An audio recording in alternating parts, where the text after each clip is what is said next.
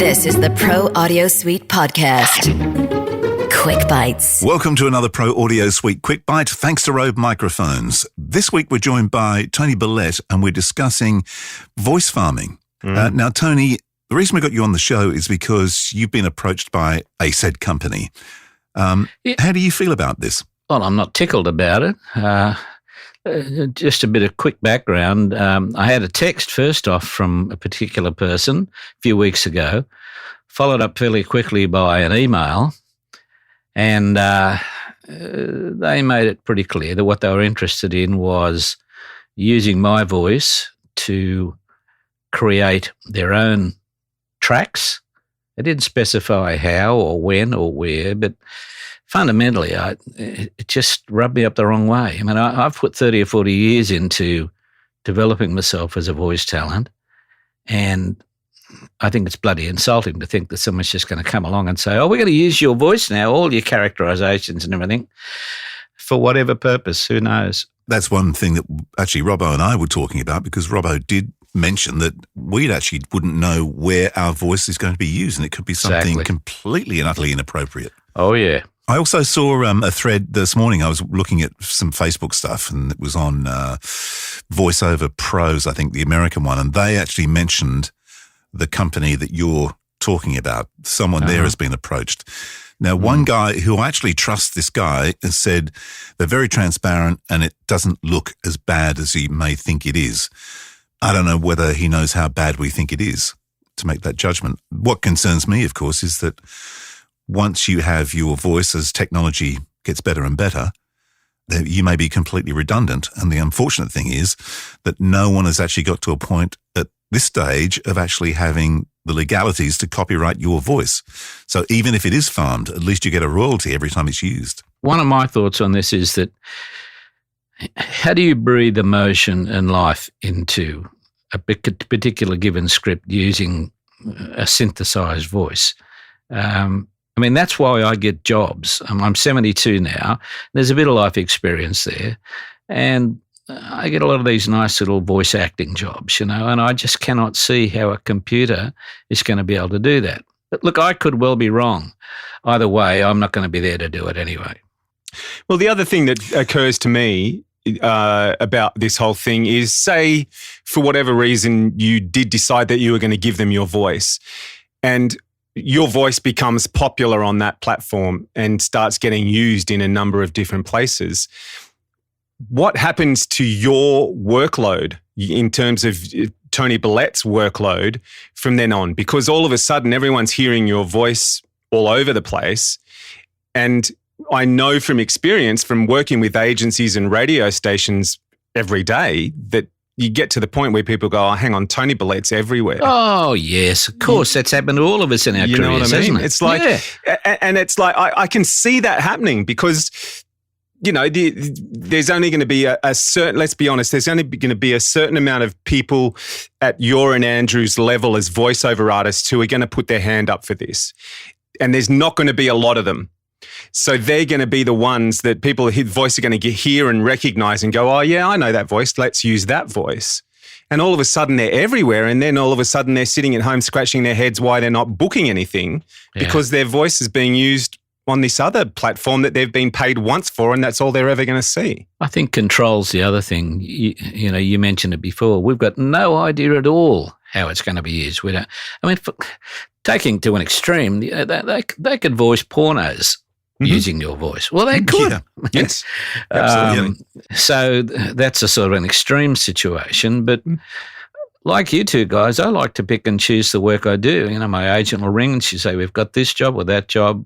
How do you feel about it? I mean, it's a nice job, isn't it? It's a really nice job. And I said, well, what is it? And then they tell you, and it's up to you to make the decision. Whereas with this scenario, I'm taken out of the equation, aren't I? Mm-hmm. I wonder, I know initially they won't be using it for the kind of work you're talking about. It's going to be things like, medical narrations and that kind of stuff. Rip That's and where reads. I kind of see it. Yeah, and voices on hold and all that kind of stuff that, people are kind of used to. They listen to Siri, they've got their GPS in their car, they're used to that kind of manufactured voice. But when it comes to the nuances of doing the voice acting, I don't know how far down the track we are where machines can replicate that. Isn't it the thin edge of the wedge, though? Yeah. You know, I just feel it's the old joke, you know, about the prostitute. Now we've agreed on what you are, we're just haggling about the price. Yeah. And I see an element of that in this, you know, how far is it going to go? And that's what concerns me. And luckily, I'm kind of at the tail end of my career. I don't have to worry too much about it. But I have a big concern in that is that if the pro voices, if the good voices out there jump on this thing, well, I see it as being the end of our industry, as we know it anyway. I think the frightening thing is if someone is desperate for cash at that given time and they will do it because they just need to pay a bill. Sure. That's the scary thing. And also the other thing that's a concern is the amount of people that now claim to be in our business. And many of them probably shouldn't be, but they're going to be the ones who will, volunteer their voices for this stuff. And we're the ones who are probably going to pay the price for it, I guess, down the track. I think the bigger the mix, the more it dilutes our industry. I mean, in other words, the mix is diluted. There's more voices in there. It confuses a market as well. That's just another element anyway. I think also it's the other thing of people not being aware of what things should be, and they get used to what they actually see that day. I mean, if you think about things like when we were younger, we were sitting there with, our hi-fi playing, spend all our cash on records and sitting in front of the hi-fi with your headphones on. And now people are listening on buds on a Spotify. So, and that's what they kind of think is the normal. So you're saying that what we're looking at is an inevitability, that this is going to happen anyway. So I think it's inevitable that at the lower end of the spectrum, like the low-hanging fruit, I think it's inevitable. I think in terms of training videos and those sort of things, I think it's inevitable. And in fact, I think we're starting to see it now. I don't know how inevitable it is that when you get to the point talking about, agency advertising and that sort of level, I don't know that that's inevitable. But I you think guys it's know, certainly the low-hanging fruit, yes. You guys know that when you're in front of the mic and you've got the director in there and the client the other end, you give them one read and they say, yeah, you don't sound like you quite believe that line, blah, blah, blah. Can we try that again? So you might end up with 20, 30, in a worst case scenario, reads of the one line that requires depth, interpretation, emotion, and etc. Mm-hmm. If this thing gets going, I see that a lot of the things we accept and the industry accepts as being quality reads will occur less and less and less, so that the craft is diminished down to something far less than what it is now or what it should be. Yeah, I think a lot of that personality is important, though, in selling a message. So I don't know that the importance of that will go away. It kind of reminds me of, remember the old training videos, Tony, when John Cleese used to do them? Sure do. Now you get some cheap animation. Yes. Look, the wonderful thing about the Cleese videos, and I ran them at a time when I was doing a bit of marketing management, and I'd get these reps in there, and I'd use Cleese because he had a wonderful sense of humour, and he had colour in his voice. He had all the things that make up the dynamics of a good voice. If you turned the vision off, you could still learn a lot just from listening to him. And that to me is what made it all. I'm just concerned that if enough people adopt this, then there'll be a group forgetting what it used to be like to listen to good quality. As it is now, I hear people say, remember the days when you'd have 5 or 6 different voices doing character reads, and it'd be for a 30-second commercial and it sounded wonderful. We don't hear much of that now. Is this another step along that line? Well, it's funny you should say that. I think the last session I did with three of us in the booth was probably 15 years ago. Yeah, there you go. It Yeah. used to be the grist from a mill. I mean, I started in this industry as being Mr. Joe in the street, the bloke on the street. They give you a script where it said, something, a normal person talking. Now, a lot of announcers can't do that easily. I happen to be able to do it well, so I got a lot of work for that. But that's disappearing too now. Yeah. Yeah.